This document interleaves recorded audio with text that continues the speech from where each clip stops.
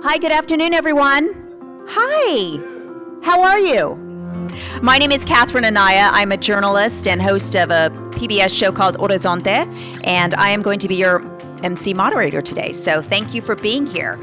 It is my pleasure to welcome you to the Scottsdale Founders Forum, where we bring together founders like you who are considering one of the most significant transitions in your entrepreneurial journey, and that is exiting your business. Now, whether you are here to learn, to connect, or take the first step, we are so thrilled to have you with us today. Now, I would like to take an opportunity to acknowledge what brought us here. Starting and growing a business is no small feat, as many of you told me today, and it's probably no surprise to you that most businesses fail. The sleepless nights, the calculated risks, the victories, both big and small, it is a journey that has shaped not just your business, but also who you are as individuals. And now as you begin to think about passing the baton, so to speak, you're faced with some new questions, I'm sure. What is the value of my business? How do I increase the value of my business before I sell? How do I find the right buyer or successor? How do I ensure that my team, customers, and legacy are in good hands, that is? When is the right time to actually exit? And what's my number that makes exit worthwhile? Am I ready? Those are all kinds of questions that can feel daunting for a lot of you, but know that you are not alone if you feel any of that. You are not alone in navigating those questions, and that is exactly why you are here today, and we are here. Over the next hour or so, we've designed the Scottsdale Founders Forum to provide you with insights, expertise, and experience to help you plan for an exit that makes sense for you and also for your company, and to provide insights and strategies to help plan your exit with confidence, avoiding those common pitfalls you've probably heard about and blind spots that the first-time seller often encounters. You'll hear from Steve Johnson, a founder who can stop bullets, literally. Wow, he's almost better than Superman. Actually, I think he is. You're also going to hear from a distinguished panel of professional experts who bring a wealth of experience in business transitions, whether it's selling to private equity, transitioning to family ownership, or ensuring a successful merger. Their professional expertise may seem a bit overwhelming, but it's important to understand that to have the most successful outcome for you, your family, and your business, you need a team of professionals, and that's what you are going to hear from today.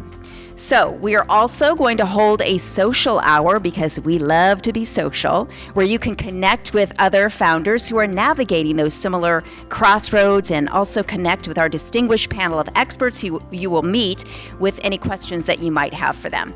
These conversations, they often spark new ideas and relationships that can make all the difference for you as you move forward.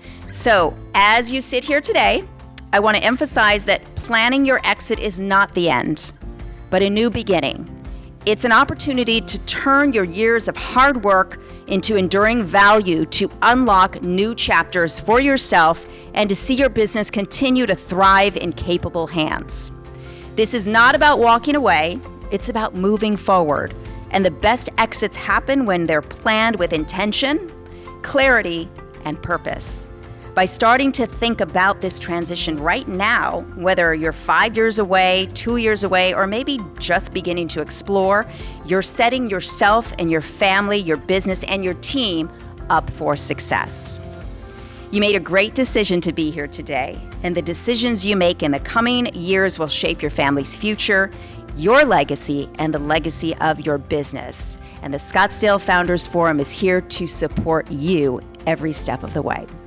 So with that, let's go ahead and dive into our program.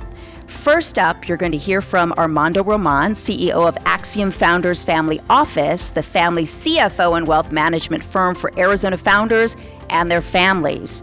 Armando is a licensed CPA of 32 years. He exited his CPA firm nearly 20 years ago and founded AXIOM Founders Family Office 25 years ago. He is host of Arizona's podcast, The Founders Guide Post, and he created the Scottsdale Founders Forum, both designed to help founders have a more successful exit.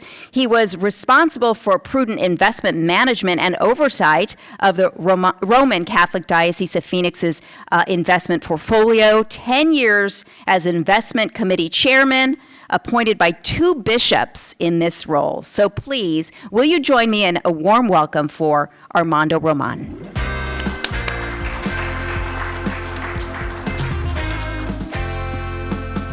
Welcome, everybody. And thank you for that welcome, Catherine. Can you hear me okay? Okay. I feel like I'm whispering, sorry. A couple of things, a little bit of housekeeping. You're going to see cameras back there. They're only capturing the stage. When I sold my CPA firm almost 20 years ago, I didn't want the clients to find out or my employees to find out because obviously that could drive down value. Very, very aware of that. I've been through that myself. That's why the video is only capturing this. And if anyone does end up on the video, we will edit that out. After the fact, we will have the video available to you. We have a lot of people who wanted to be here but couldn't. The information you're going to get is just going to be phenomenal information, so we wanted to capture it. We'll share it with all of you as well. Spoiler alert, everybody dies. It's just how it works, right?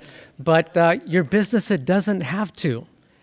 And if you take the right steps, you can transition that wealth you've built in your company to whomever you choose, the next generation, to private equity, to whoever.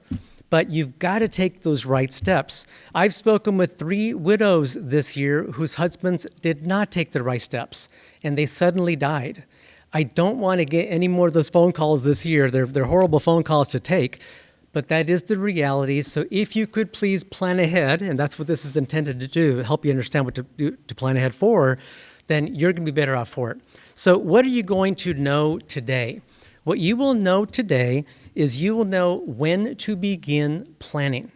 You will also know what expertise you need to have as part of your team when you're going through that exit.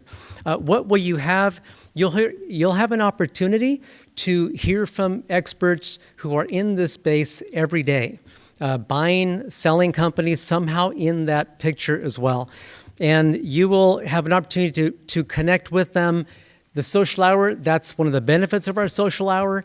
You can talk with them and ask them whatever questions. They're not going to charge you $1,000 an hour because that's not what this is set up for. But it's designed to help you understand that when your exit is coming, that you've got to have the right people on board, take those right steps, and then you will have the best outcome for you, your family, and your business as well.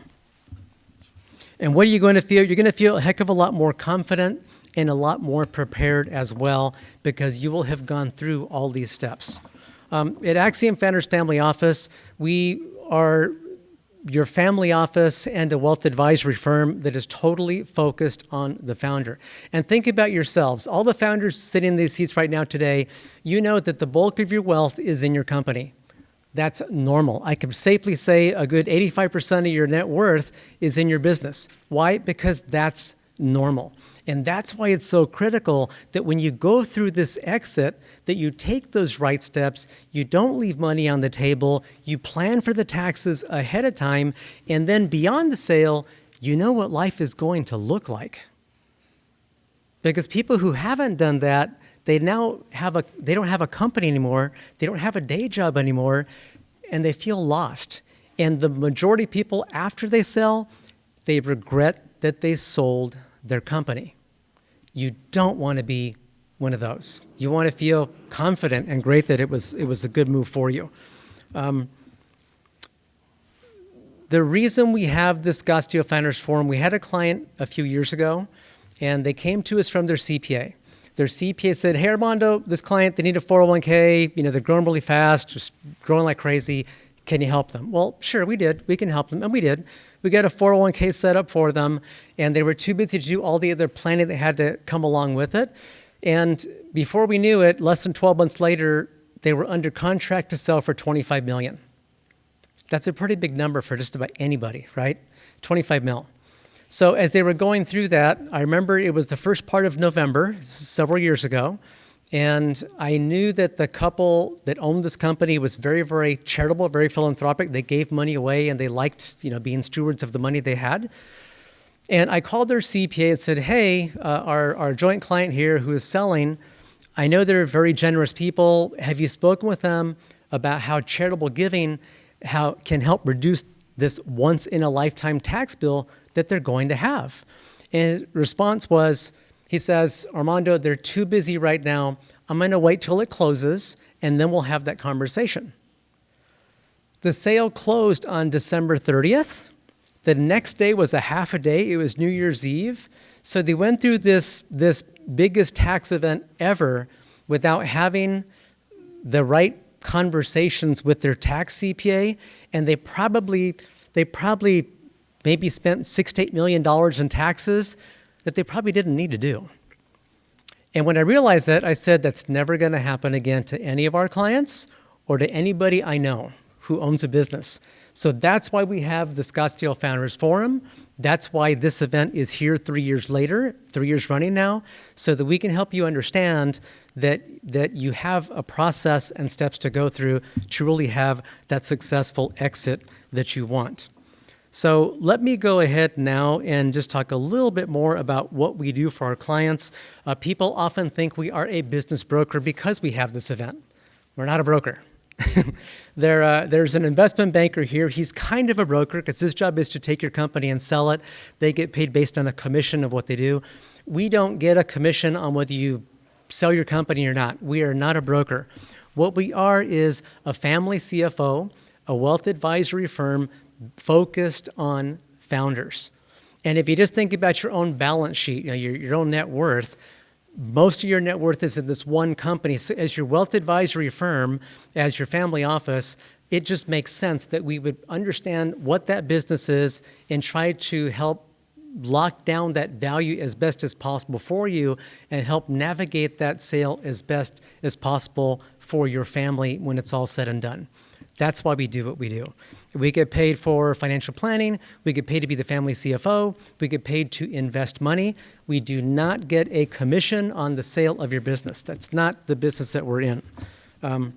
So with that, let me go ahead now and introduce to you Steve Johnson, because you're going to love hearing about Steve. And just like Catherine said, he's kind of like Superman. He can stop bullets. And if I didn't know any better, I went to a demo that Steve did about a year ago, and if I didn't see it myself, I would not believe it.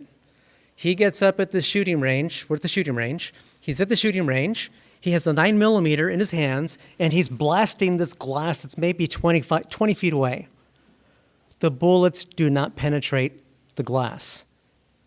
And what is stopping that is a film that he developed that just gets applied to the glass. All this glass you see, his film could be on it.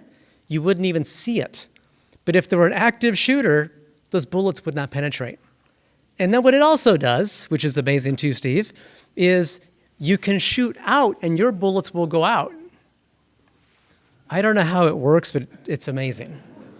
It's amazing. So what we'll do now is have a one-to-one conversation with Steve so that you can hear about his origin story. You can hear about how he went through exit and where he is today. Steve, you want to join me up here in the chairs, please?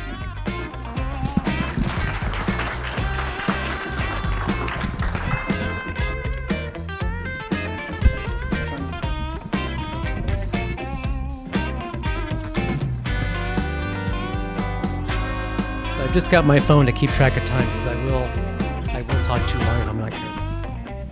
So, Steve, you invented this thing that stops bullets. And again, I wouldn't believe I hadn't seen it with my own eyes. It's just amazing. You told me that in 2018 you were a one-man shop, right? Talk about, if you can, just your story to them about your business. Perfect. Yeah, thanks for having me. So in 2018, I was a SWAT cop for Scottsdale PD. I was assigned to a special unit right after the Parkland school shooting, and the chief had decided he wanted to put a couple of SWAT guys in schools and shopping malls to be able to respond very quickly in the event of an active shooter. The other part of the assignment was that we had to be on police bikes. So on motorcycles, not bicycles. That wouldn't work good for me. Cardio's not my friend. So of course, naturally, the first question I ask is, do I have to write speeding tickets? And they're like, no, you don't got to write speeding tickets. So of course I bite, and I get on the unit. There's two of us, so we're riding around like chips, and pretty quickly I started to realize that all these principals, business owners, the biggest concern they had was glass. They needed to figure out a way. How can we, in classrooms, there's nowhere to hide. There's big glass windows. So I went down a deep dive in Google, and there was 4 or 5 other products that were available. Some marketed as ballistic, some as bomb resistant, shatter resistant. And of course, most dealers, most consumers want their products tested by SWAT guys. So they sent us some products. I got to test them. Nothing stopped bullets, nothing stopped bricks or river rocks. I'm like, this is kind of a problem. So about a year prior to that, I had gotten injured, and instead of going to photo radar, I chose to go to fatal car crash reconstruction school, which I thought was going to be a little bit more interesting. It ended up being a 3-week-long math class. So, but with that, the whole point of reconstructing a fatal car crash is to reconstruct it to where it doesn't happen. At what point does that vehicle stop? To where it doesn't go into a house or go into a hospital. So if you can stop a car, it's the same physics equation to stop a bullet. So I use those same physics equations, and then of course STEM, and was able to develop a window film, or the necessities in a window film, to stop bullets. And that's kind of where the company was born. Pretty amazing, huh? So, Steve, you grew the business from scratch, and tell us then about, you had a partial exit here. How did you know it was time? How did you know what to do? This was all new territory for you. Talk about that, please. Yeah. So I didn't go to college. I mean, I have a couple years for criminal justice, but once I became a cop, there really was no need to continue college. That's what I was going to school for. So I started a company with $500, quickly got the laminate made. I had to pull a second on my house to get the laminate made. The first contract that I got, I paid the second off on my house, and continued to grow. Every dollar I brought in, I stayed on as a cop and continued to work both jobs. So I was working about 80 to 100 hours a week. And the first 2 years, I launched in September of 18.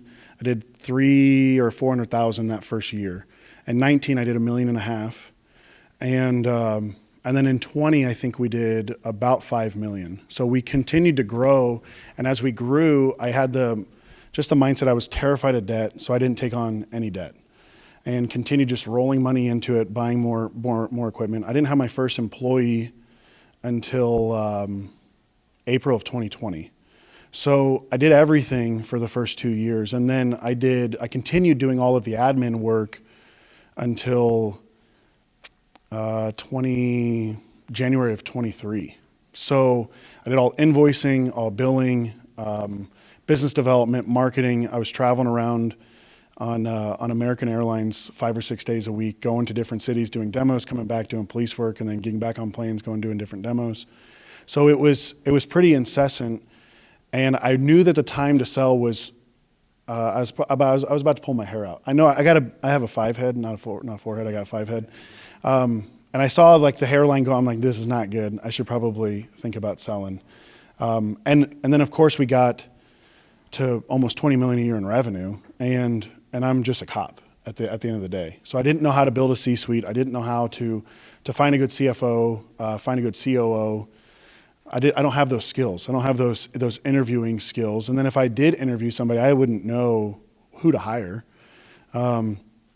So that's where I decided, hey, let's bring in a PE group, an operating PE group, not just a finance back, but somebody that will bring in operating partners to assist with that. And so when you did that, how did you know to even go to that kind of a group? You knew you needed some expertise, and I guess I want to fast forward a bit to the actual exit. How you knew that it was time to say, okay, I need to step out a little bit here.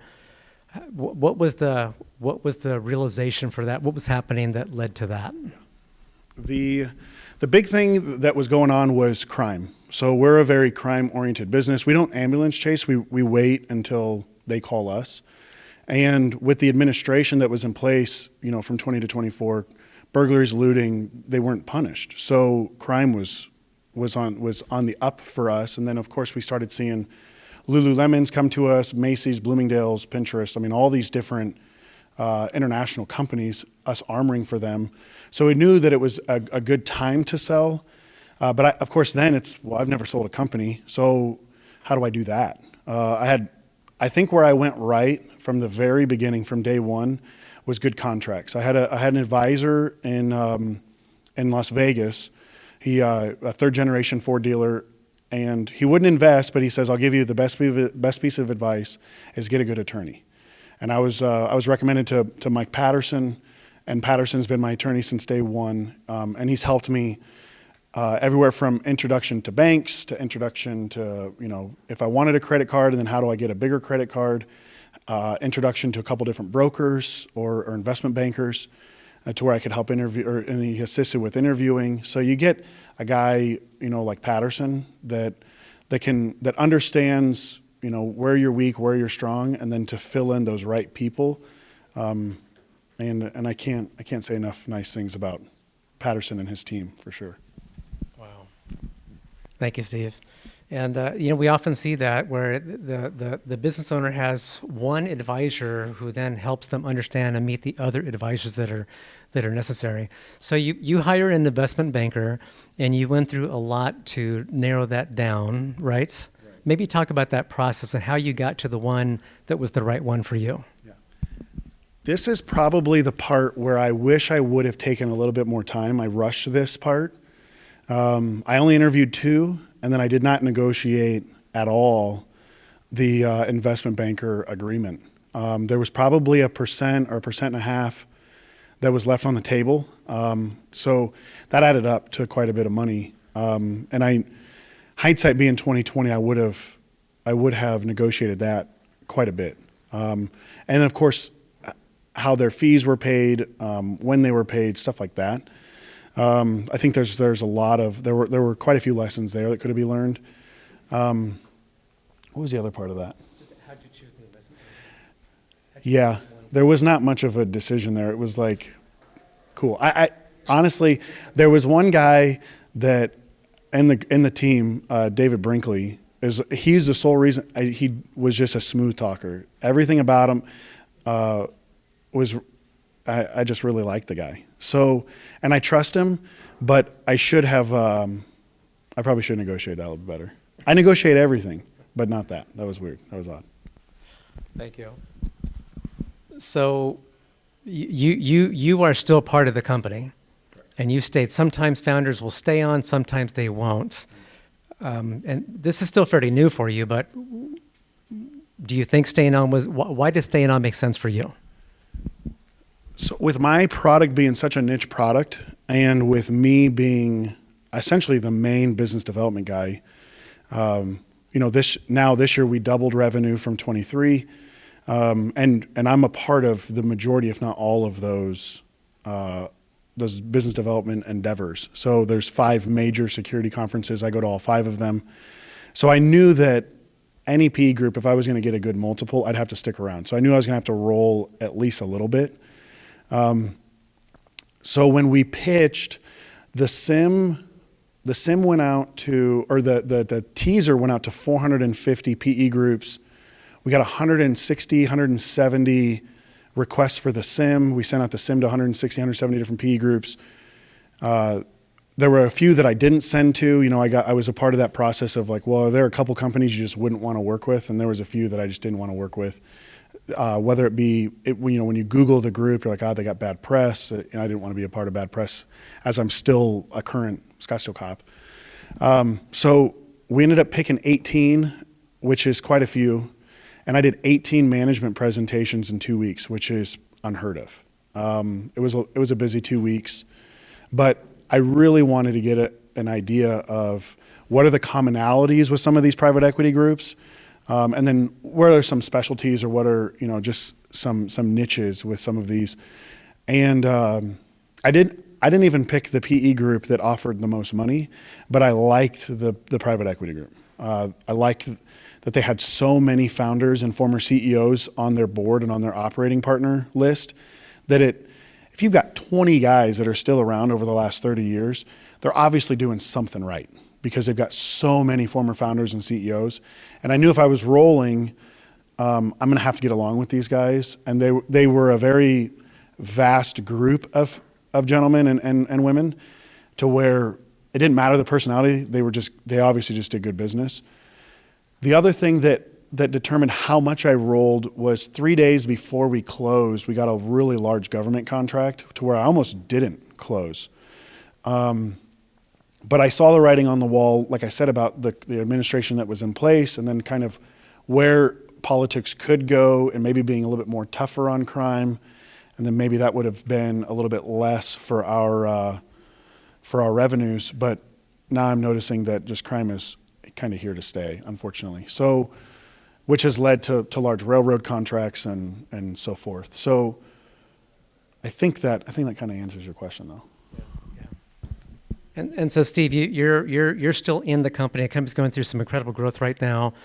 And as you said, you're law enforcement. You were the SWAT team. So having you out there being as the sales guy, helping those contracts to actually close, I can see where that'd be very valuable for the company going forward, which obviously can add to value just the enterprise itself. So staying on as you have, you're now part of a bigger organization, and the founders in the audience here are thinking about their own exit, what they're going to do. And as you think about where you are, what you've been through, general thoughts on what would help them as they're having some of the same thoughts that you were having when you were in their boat. I would say there's two things. An operational CEO that has worked with PE, you're bringing a consultant. You might spend $30,000 to $50,000 for the year, maybe a little more, maybe a little bit less. But remember, your business is going to be valued on a multiple. And I couldn't understand that, and because I'd never been there. So I was ignorant to that fact, so I didn't do that. The other part is you might have an accountant or a CFO or a controller that you think is appropriate or that is capable. And I had an amazing controller. He's an awesome dude, passed the CPA test. You think, oh, this guy's will get my books in check. But what you're not real, or what I didn't realize was, these are private equity's finance guys. That's all they do is attack accounting and attack your books, account your balance sheet, your P&L. And they're going to try and find every little add back or deduction that they can to try and lower that EBITDA. So finding a good CFO and paying that extra $50,000 a year for the salary for that CFO, and you'll be able to find that strong CFO either from a headhunter or from that CEO consultant that has worked with private equity as well. And you can find those CEO, hired CEOs for PE, through LinkedIn, through legal or whomever. So it's crucial. And I'm not going to say that it would have added another 20 million, but it at least would have added another 3 to 5 million if I would have had that extra 50 to 100 grand worth of payroll for those two positions, or at least a consulting and then a proper CFO that understood going through transactions. And it's just, when you're dealing about multiples, it's worth it. So worth it. Perfect. Thank you, Steve. That's about all the time we have. And thank you so much. Please, a round of applause for Steve Johnson, please.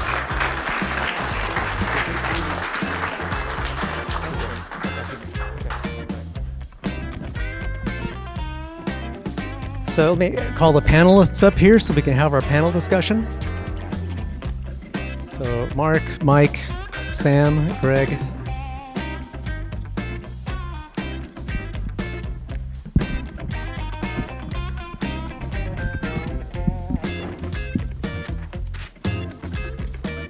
Thank you, Steve. That was awesome. Can we give him another big round of applause? I don't know about you, but that was really informative, and congrats on all your success. We have a very esteemed panel with us today, and so I want to begin by introducing our panel of experts. Starting on your far right, Mark Young. Mark is an investment banker. His role is to take your company to market in an auction process to find the right buyer given your goals. So you can kind of think of him as your broker on steroids. He's a real deal. Next to Mark is Mike Patterson, and Mike is a merger and acquisition attorney. His role is to make sure that your letter of intent and sale purchase agreement have all of the practices that you need, the protections that you need in these legal agreements. Now, I'm oversimplifying, of course, but think of Mike as your specialized legal expertise when it comes time to actually sell. And next to Mike is Greg Patel, CPA. Greg is your tax strategist, helping to, of course, bring down that enormous tax bill when you sell your largest asset. Next to Greg is Sam DiPetrio, and Sam is an estate planning attorney. His role is to understand what you're trying to accomplish for your family and your community given the assets that you have, and draft legal documents to protect your family and your assets while you are alive, and to take care of your family after you pass, also to minimize taxes and risk to your family all along the way. And of course, we have Armando, the family CFO and wealth manager from multiple founder families and founder of AXIOM Founders Family Office. Welcome, all of you. Thank you so much for being here. So let's get started with your words of wisdom, beginning with Armando. What is the biggest question or concern that you help that first-time seller address? I'd say that people don't know if they're ready. Is it really the right time? And so being ready, is it emotionally ready, mentally ready? Is your family in the place where you want them to be? Are the asset base what you want it to be? And there's so much that happens during that exit, and just thinking about it can be really overwhelming. So often what we'll do is we'll sit with the founder, often a couple, and just have a conversation, have a dialogue. Is this really what you want to do? And let's say that you're not working anymore. What are you going to do after that? What's that lifestyle going to cost? So we help them think about beyond the transition so that they begin to think about life after, this busyness, and help them really get to the place where they are comfortable that they say, yes, we're going to do this. Or maybe their decision is, no, we're not going to sell. We're going to keep it. We're going to pass it on to the next generation. And that's fine too. But the question that we get, the biggest concern is, am I ready to really take this step? Because it's a once in a lifetime decision and there are no do-overs. And that's why exploring early is important. Exactly. Got to begin well in advance to have the best exit for your family. Thank you. Mike, what is the basic anatomy of a sale? Okay. Well, if you're going to run a process with an investment banker, which Mark will tell you about, you're going to get a lot of competition in there, run up the price. Oh, sorry. Can you hear me now, or I need to turn it on? Yeah, turn on, slide that Okay. switch. Sorry about that. I recommend that you run a process, step one, with an investment banker, get lots of interested parties, run up the price, and create not only price leverage, but legal leverage for your lawyer, so that we have leverage to get the terms we want out of the deal. But after you've got that going, we're going to make some decisions on in the beginning, actually before that, whether you're going to do an asset sale or an equity sale. Most of the time it's an asset sale. In some cases, you may have key licenses or key contracts we can talk about, which would push you towards an equity sale. Then you're going to negotiate that letter of intent. We'd like to keep an exclusivity period with the person that you pick to actually go to sale with out of the ones that they brought for leverage. And we'd like to limit the due diligence period and the exclusivity period and some other terms. Then we're going to get to what we call the definitive documents, the actual purchase documents, and that's what I draft a lot of, and we'll talk more in a minute about what goes into that. Then you'll enter into a due diligence period where the potential buyer here is going to come and kick the tires in many, many ways on your business, and we want to be ready for that. We're preparing. Then it'll close, and then post-closing, if you've sold it all for cash and you just walk away, that's one thing.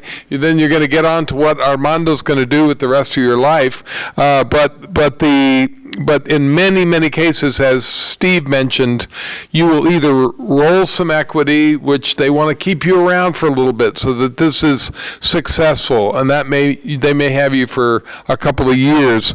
And if you're going to stay in, we want to have you have some control so that you can influence a little bit of control, so you can influence the value of your earnout, which is if it was not all paid up in cash, if they pay some out over time. And then there's a final, I'll mention here, in the anatomy, just the quick bullets. There's generally, after a period, a true-up after the sale where we look at the milestones you've hit, but also some things that were unable to be determined right at the moment of sale in terms of taxes and other things, and a little bit of true-up.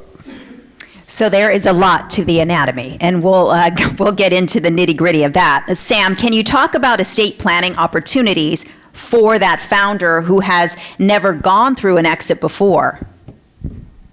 Certainly. And so estate planning, it's always a tough thing to get people in the room, as you can imagine, because you're dealing with, well, death and taxes. And so two unpopular things, you combine them into one. People tend not to want to meet about that, but it's important for a founder to take the steps well before the exit. And what I mean by that is there's planning opportunities that you can do both to minimize income taxes, but then also estate taxes to the extent that you want to transfer wealth to the next generation without paying a 40% hit. What some of those strategies look at is moving assets into irrevocable trust, changing the situs of assets if you're trying to avoid or mitigate state taxes, or also asset protection, because obviously you had a business before and now you're going to have a large liquid pot. And one of the concerns for a lot of founders, especially on the first exit, is people are going to know you sold the company, right? Sometimes that's good, sometimes that's bad. Well, if it's going to be bad and they know that you're a liquid target, it's how do we make you less of an attractive target from an estate planning side? And the last thing I'll add, and this is kind of the most difficult part of the puzzle, and I'll say that because taxes are pretty easy to solve. That's my job. It's what I do all day, every day. The more difficult question and the more difficult part is what do you do with that money, right? How do you plan your legacy? If you want to start transferring money to kids or the next generation or to charities, how do you make that happen? Because as you heard me say before, some of the strategies are irrevocable. And as you can kind of guess by the name of that, you lock it in.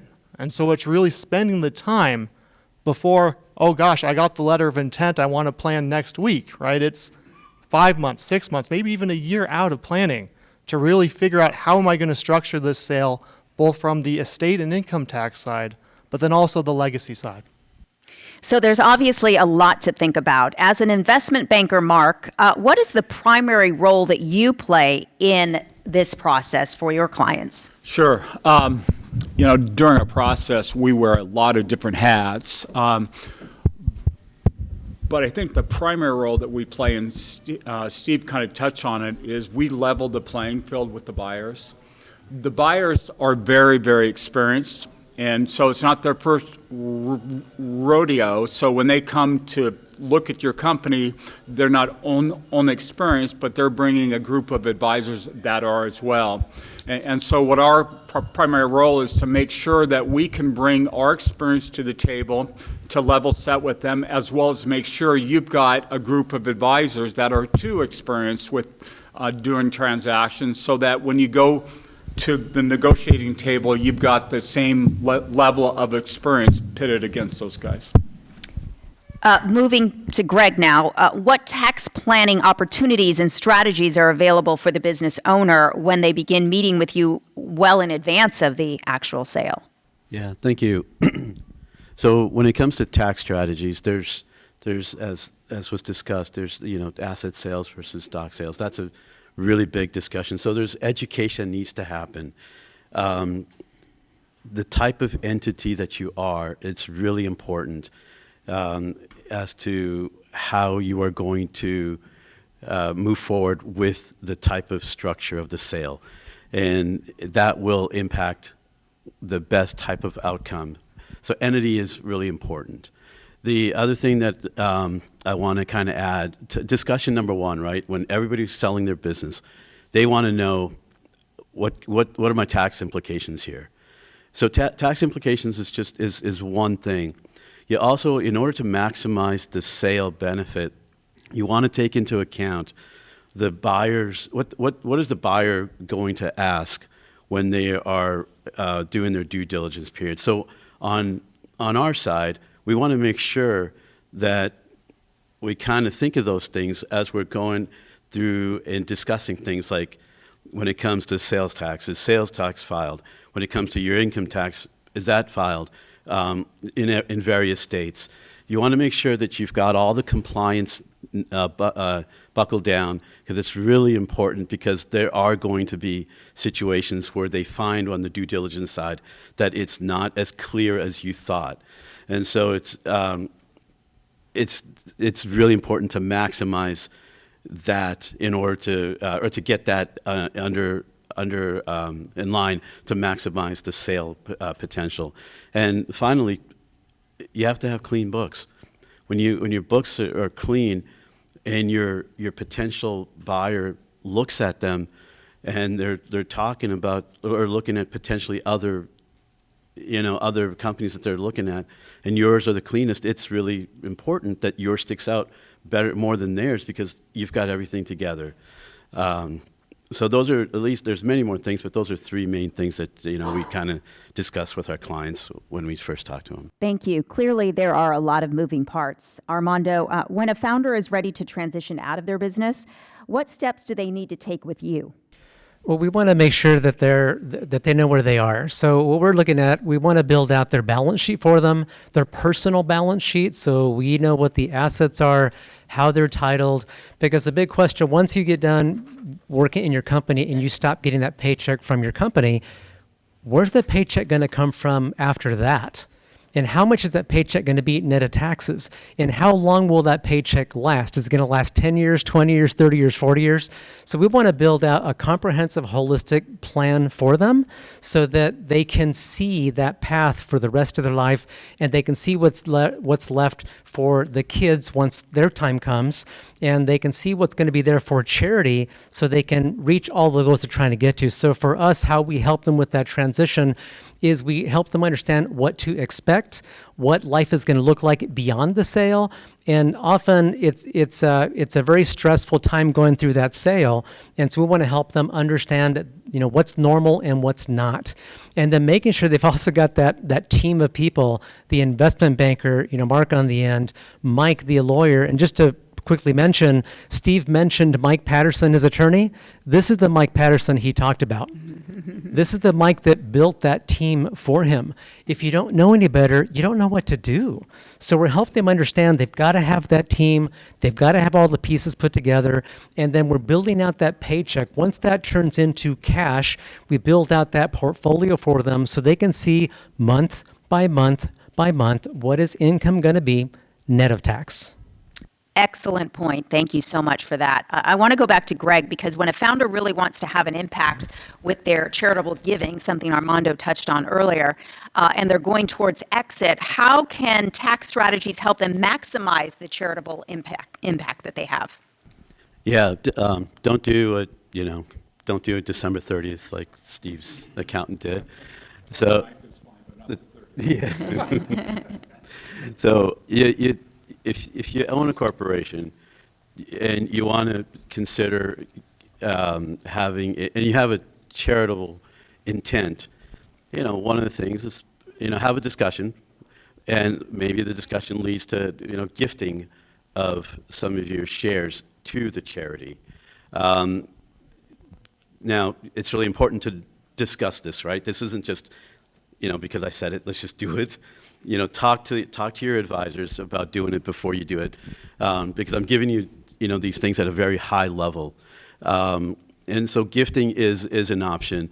Whether you do it before the sale, after the sale, there are repercussions and that you want to consider. The other charitable type of thing is a charitable trust. Usually there's what's known as a charitable remainder trust or a charitable lead trust, right? When do you want to have which type of trust in what type of environment? So it's really important to talk to Sam about those types of things. Another is a donor advised fund. That's an option. Well, now if you gift, or if you gift your donor advised fund, or your shares or your stock to a donor advised fund, well, there's different rules. There's a different limitation when it comes to tax AGI versus just straight up cash. So these are all things that we've got to discuss, but those are some some strategies. Wonderful, thank you. Here's a question I'm sure a lot of you are thinking. How is the value, and this is for you, Mark, how is the value of a company determined? Again, Steve kind of touched on that. Like most investments, businesses are valued on the strength of the cash flow. And for what I'm assuming the types of businesses that we have here today, and Steve touched on it, it's really a multiple of that cash flow. And the multiple is based on typically 12 to 15 factors. Some apply to companies and some don't, but that when we look at putting together a value for a company, we look at these factors. And the key ones, or the 3 or 4 top ones that we see applied to most companies are, one is the industry that they're in. So a hot industry is going to get a higher multiple. Second is size. Size matters. So the bigger the company, the bigger the multiple. Third is the consistency of that cash flow. So if it's reliable and they have a lot of years of growth of that cash flow, they're going to get a higher multiple. And last but not least, really the top 3 or 4 factors is the management team.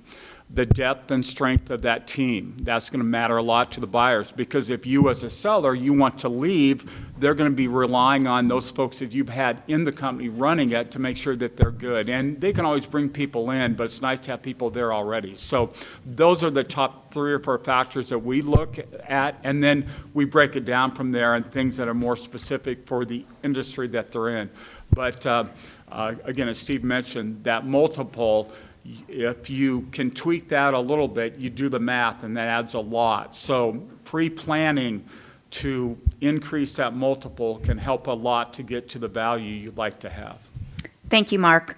Sam, this question is for you. Do the results of the recent election have an impact in the planning or the strategies in your estate planning for the founder? Yes, they do, non-surprisingly. And I will say, death, taxes, and politics, all we need is religion to make it even more fun to talk about. But with regards to the election, I will say the biggest thing is uncertainty.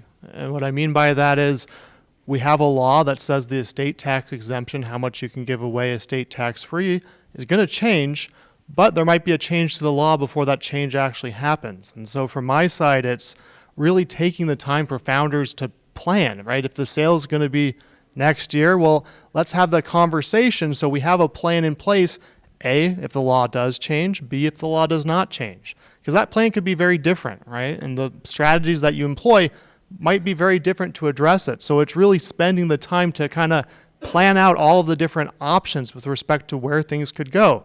Because if you Google, estate tax right now, you're going to see articles from it's going to go away to no, it's actually still going to drop. I don't know. My crystal ball is no better than anybody else's, but what I do know is it's the people that plan well in advance that are going to be better set than the people that wait till the last minute. because as you can tell with me losing my hair, we were busy, very busy this year because everybody was rushing to plan. And I imagine next year is going to be the same. Great, thank you. Besides sales price, Mike, what else should the seller consider? Well, let's say that we get a really great investment banker like Mark, and like in Steve's case, first round there were 12 people interested, and then 8, and then 6, and then 4, and then picked out of the final group. So let's say we're down to that final group. Who should we be considering other than just the sales price? There's a lot of things. How much are they gonna pay up front? Let's say everybody offers on your business $45 million, but one of them's offering to pay most of that up front and a small earn-out rollover, but the other 2 are saying, we're going to give a higher price, but we're only going to buy this portion of your company. You're going to roll equity, as we say. You're going to stay in it with equity. And in Steve's case, that's great. He's young and he wants to roll with this. Some may be not ready to do that. You're ready to call it quits, and don't have family that want to be in it. So are they splitting in cash and in equity and what we call the earn-out, where a lot is very common that they pay some cash, and then if you hit these milestones, then we'll pay you additional monies and called earn-out. And then let's talk about who is the buyer. Is this a strategic or a venture capital firm or a family office out there looking at you? A lot of founders, when they come to a meeting like this, they say, I know there's only really 1 or 2 people that would ever buy my business. I know who they are. They're the big fish who are up above us, and we know them. I think most of the people on this panel would say, no, that's not right. There's probably 20 or 30 people in this country that would love your business, particularly if it's producing, if the cash flow's good and your numbers are good and you've got a great management team that he described, et cetera. There's a lot of people that want to invest in good businesses. Do they have a good reputation? Have they closed deals before? Is this their first road? They've only done recent, or have they closed 10 and they have a track record of entering that LOI and 3 months later the deal's done? Versus one that doesn't. Can they deliver? If you're going to do an earn-out with them, can they take your company to that next level with you and run with you so that you can hit those milestones? And then many of you probably be concerned about your employees and your business culture and your reputation in the industry, your brand, and you're looking for a buyer who's going to treat your employees right, who's going to preserve that good guy culture, and is going to really be respectable brand going forward. All very important details. Yes, go ahead. Yeah, if I could add something, and Mike knows this well, there's a couple things. You also want to know that the buyer has the money. There's a lot of guys running around wanting to buy companies based on your assets. And so in the business, we call it a funded buyer. So you want to know somebody can write a check, and that's either strategic or somebody in the PE world that has already raised the money. You hate to go through selling your business to somebody and then they have to sell it to someone else to do the transaction. So you want to make sure they're funded.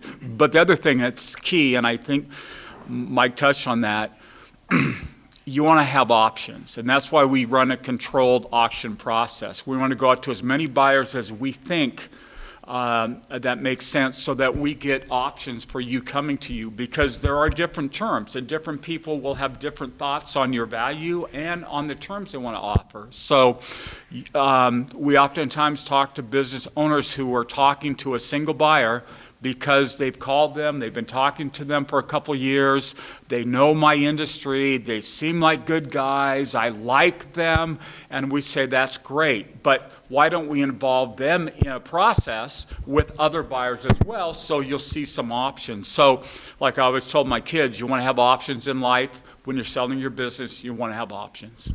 Could I just add? Yes, go ahead, Mike. Our investment banker friends often say, hey, you have a strategic buyer came and gave you an LOI and it's for a lot of money. You say, wow, that's more than I ever expected to sell my business. They will often say, that's the lowest bid you're ever going to see. If you let us get involved in the process and get you 10, the price will go up. And when those bids come in and he's running the process and we're going from 10 down to 6, down to 4, down to finally the one you choose, your team from Armando, to the accountant, to me, to the investment banker, we all huddle and look at those bids and give our thoughts together as a team. That's why it's called the A-Team, right? This is for Greg. When you think about the founders selling their business, does the type of business entity matter? It matters a lot. I think one of the big mistakes that tax professionals make is the rush to create an S corporation or make the election. The S election or the S corporation has the least. It's the most rigid type of entity that's out there. It doesn't allow the flexibility of a partnership or LLC that's there. And so when you've got these opportunities that you want to go down the path of selling in the next 5, 10 years or whatever, the type of entity structure that you are in is imperative. Yeah. Thank you. Mark, back to you. After your clients have completed their sale, how often do you hear them comment something along the lines of, if I had to do it over again, I would have blah, blah, blah? We hear that a lot. But the two common things that we do hear is, I wish I'd started sooner on the process. And it's great that you're all here doing this now, but yeah, they say, I wish I'd started sooner. For peace of mind, to maybe get more value, but just feel better about what they're doing. The other point that's been touched on here and by Steve, they would have invested sooner more resources into the financial reporting. Because, as has been mentioned, when you go up against the buyers, they've got a plethora of CPAs and folks looking at those numbers, so they need to hold up. And you've all been negotiating your whole life. If you go into negotiations on good footing, you'll feel good about it. But once you start those negotiations and they start chipping away at your numbers, then you start to then lose some leverage in those negotiations. So we advise, and our clients thank us for this, to make sure you've got good numbers before you go to market. Very important detail. Thank you. Armando, how do you help a founder navigate exit? When they haven't gone through exit before, they don't know what to expect. And stress levels can be very, very high. So we want to help them understand what they should expect. We want to make sure they've got a good Mike Patterson on board, a good Mark on board. We walk them through with the estate documents as well. We'll go with them to their estate attorney, because often when we have the couple at our conference table and we're having this very deep and involved conversation, it's not uncommon for one of the couple to just have tears running down their face. And they might not have that same kind of a meeting with their estate lawyer. So we're going to go with them to the lawyer's office and make sure that what they conveyed to us, that the attorney is understanding what was so heartfelt to them and important to them. So that when Sam is now drafting the documents for them and with them, that those really are on target for them. Because often what happens is you go to these mills and people will produce estate documents who are not as thorough or don't specialize like Sam does, and they do maybe 12 things, that lawyer, 12 different practices for their law, and one of them is estate planning. Well, I don't ever want to go to that attorney. I want to go to the guy who specializes, and this is what the guy does. So we go with them to the attorney to understand and interpret and make sure attorney is clear what that family is trying to get to. And as I mentioned before, we want to map out to them after the sale, what is life going to look like, and help them have more conversation. Do you want to volunteer? Do you want to go on a mission trip? Do you want to be with your grandkids 24/7? You know, what do you really want out of life? And when you take that last breath, what are you going to look back on and say, I'm so glad I did that? So we're helping them see that path and understand so that this really is the right decision for them when it is that time. Thank you. Sam, you're also a certified public accountant. How does being a CPA help you work with a founder and their family in their estate planning? It helps a lot because when you kind of do the stuff that I do, which is the more advanced estate planning that involves the state tax, income tax, and then state level tax, it really does help to be able to read the numbers. I know as attorneys, numbers kind of give us a little heartburn. So I wouldn't say, you wouldn't hire me to do, any advanced math, but I can do basic algebra, which is good. But what it does is it really gives me the confidence to say, okay, I know how this is going to work on the tax return, right? It's not that I'm just drafting the document. I kind of know how it's going to flow and how I want to flow. And so for me, it's really given me the insight to be able to say, okay, how can I connect the dots? Now, I don't do everything, right? But I do make sure that I'm able to work with the team of CPAs, advisors, investment bankers to make sure that the estate planning documents match the hope and the expectation with the business deal. Thank you. Mike, back to you real quickly. There's an expression that we all have heard of, the devil is in the details. What details in the sales contract should the seller be most cautious about? Okay, I'll try not to put you to sleep here, okay? But there's things she'll ask about in a moment, I think, called reps and warranties, so I'll leave that for a little more. But where you're saying, I am warranting to the buyer these things, and you can rely on it, and you could be technically sued on that if they were wrong. And so you work with your team, your lawyers, and you make sure they're right, okay? An indemnity section is really key that has what we call caps and baskets. They have to have enough in the basket before they bother you with a claim while you're on vacation in Belgium sipping wine. But they also have a cap. We negotiate a cap for you that your total liability for these particular reps and warranties cannot exceed X. And then there is also growing in my field, your field, if you're doing M&A, is the merger and acquisition, there is rep and warranty insurance that is available. Used to be super expensive, and only the biggest deals would use rep and warranty insurance. But now it's becoming more and more common, and many companies doing it, and the price is coming down, so you can actually buy away some of your risk in the deal. At least consider it. It may not be worth it for you. If the earnout and roll, if part of the purchase price is pushed, until you hit some milestones, or if you're keeping some equity, we certainly want to keep you in some sort of influence or control. You may not be controlling the company, but we don't want somebody cooking the books after you're out of the seat, because those numbers mean something to you in terms of your earnout. We need to document anything, any formula that's not clear on how you get this and when this will be determined. Those are risks, and so there's a devil in the details. And we also need to know how things get resolved. If there is a problem between you and them, we want to know what the dispute resolution is. If this number is key in the document, how's that going to be determined? And if you can't agree, how that's going to be resolved. All valuable information. We are still awake. Thank you very much. Okay. Mark, what's currently happening in the M&A market?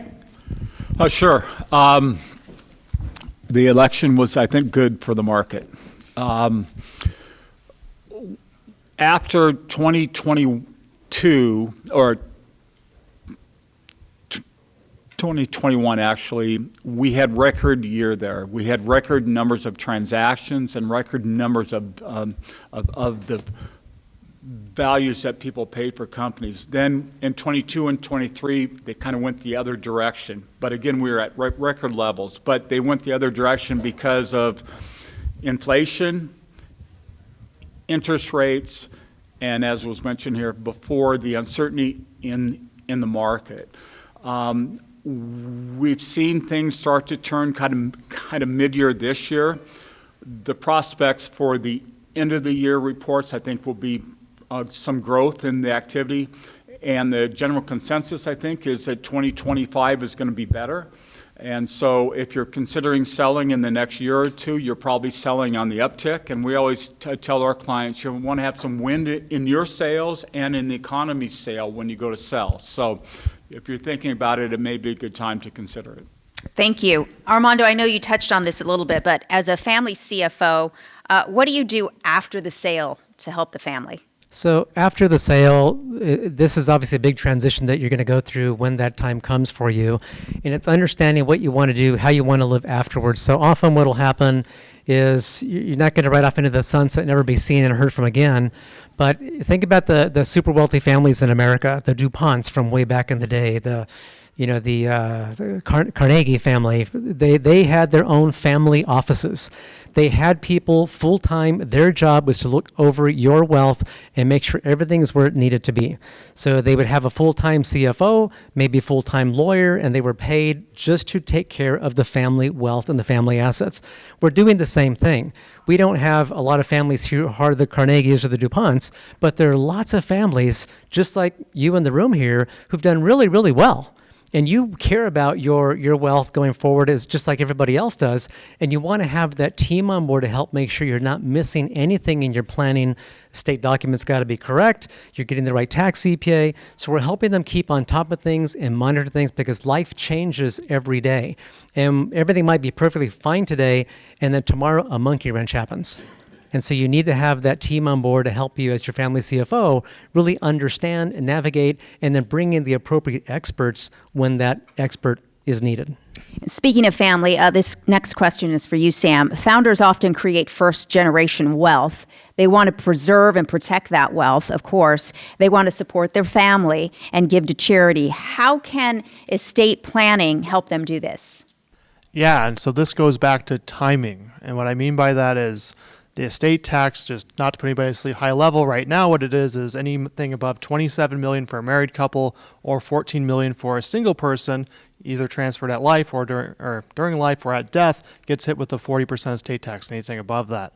So from my side, what planning looks like is, okay, how can I make the best use of that 27 for a married couple or 14 for a single person? And one of those strategies is being able to discount things, being able to take a business, move it out of your taxable state at a lower amount so I can move more out.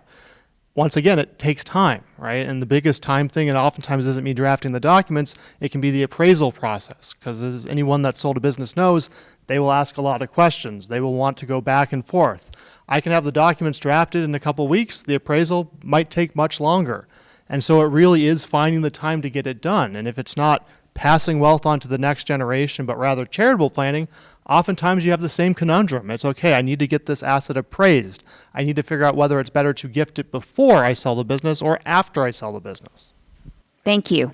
Can I add on that? Could you comment on the M&A attorney or team over here maybe trying to ram forward and get bids and get this deal done, and all of a sudden they say, wow, I need to do some estate planning that needs an appraisal. Well, how would it affect your appraisal if we had 3 signed offers in the door? Do you want to get that done before? No, and I mean, this is relevant. I had Go ahead. I had a client that we were going to do some estate planning, and then yesterday they got an offer for $25 million. Wonderful for them, right? For me, that locks it in. Once you get that letter of intent for $25 million, you know, the IRS isn't dumb. They know if someone else says, How much would it have been otherwise without that offer? I would have think we could have at least gotten a 30%, if not more, discount transferring it out of their estate. Okay. But, you know, you never know, and I'll never know for that one, but I know it would be a lot less than 25. Significant enough. Mike, what are reps and warranties?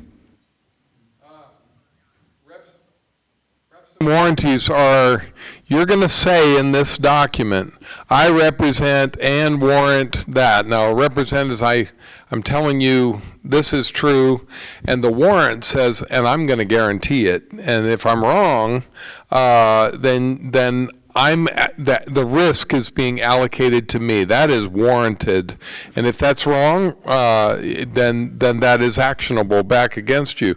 We're going to make sure we're going to work over all of those with you and spend some significant time walking through each one of those. Okay, are you aware of any litigation, any pending claims out there, any employees that are unhappy or this, that, and the other? Do you have any infringement on your intellectual property? Are there distributors out there who are unhappy with you? Have you paid all your taxes? Are there tax disputes pending with this, that, and the other? You're going to make reps and warranties about all those issues. The other thing is, whose knowledge is that based upon? Is it in your organization, is it just Greg in the organization, the owner, who is repping and warranting that, or is the buyer saying, I want the representation and warranty to include and the knowledge of, if I put a knowledge qualifier, to the knowledge of, and that knowledge is Greg? Or if the buyer pushes back and says, I want that to be Greg and your CFO and your manager and that kind of thing, the big group, and so we want to limit that down. All these things in the documents. We don't want clawbacks based upon this, that, and the other, and this ties into the indemnities as well. And how long they last. There are some things that are going to last forever. Like my company was properly organized, and it is a legitimate under the laws of the corporation. Well, you can make that, and that's good forever.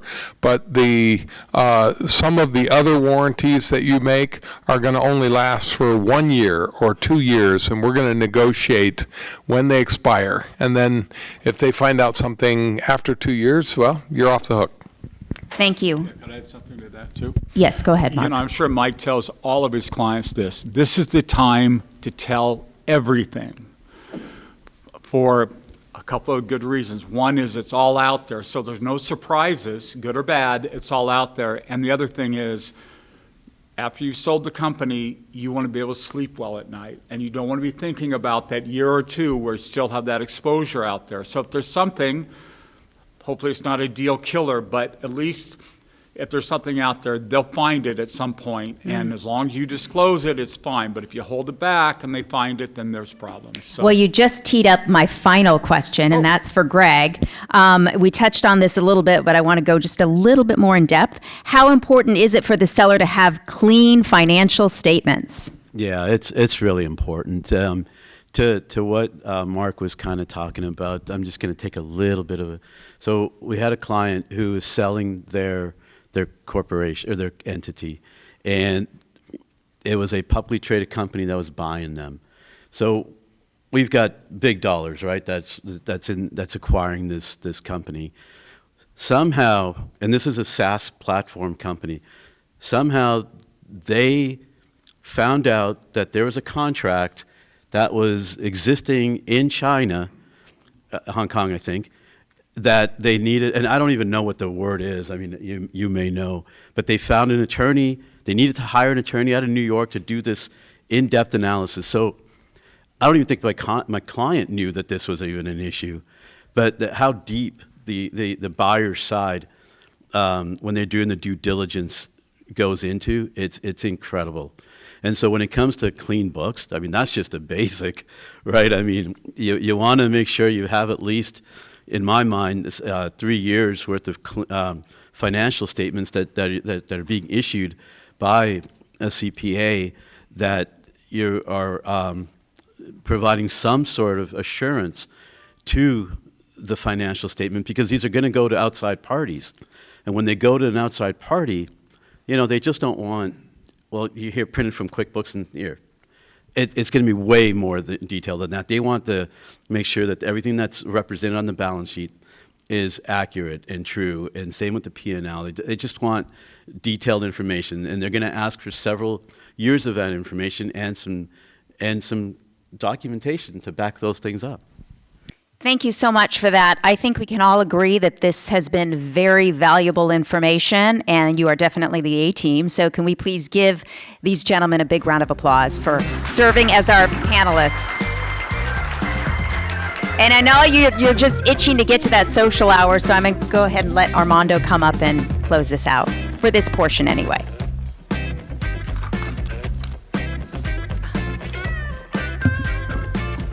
So I'm going to quickly summarize what we just heard from the people on, and I'll start with the very left-hand side, my left-hand side, your right-hand side. Mark is the investment banker. His job is take your company and understand what that company is, understand what drives value, and to then take that company to an auction process and get multiple people looking at your company. Because you know how that works. The more people want your company, guess what? You're going to get a better deal, a higher price, a better exit. There's no downside for you. And that's what Mark does on the very end over there. Next to him is Mike. He is the specialized attorney about buying and selling companies. That is what Mike Patterson does. You heard Steve talk about him and how valuable he was in helping Steve build his team. So now the man who can stop bullets is in a much better place because Mike was his lawyer, specialized attorney, and helped him build out that team that he needed to have on board. Greg, in the middle here, Greg Patel is the tax strategist. His job is to help look at where you are. And as he said, if you're not structured correctly, you might be shooting yourself in the foot. So it makes total sense to get with your tax CPA now. And are you the right structure or not? Well, let him look at it now. Don't wait till you get a sell in a year or 2 or 3. Let him look at it now because it matters. And going through that whole process, he can help you identify those areas that can dramatically reduce that tax bill. And then next to me over here, Sam DiPietro. Sam is an estate lawyer, but he's also a CPA. So imagine the additional value he brings to you because, as he said, he's got that knowledge base. You don't want him making your financial statements for you. That's not his role.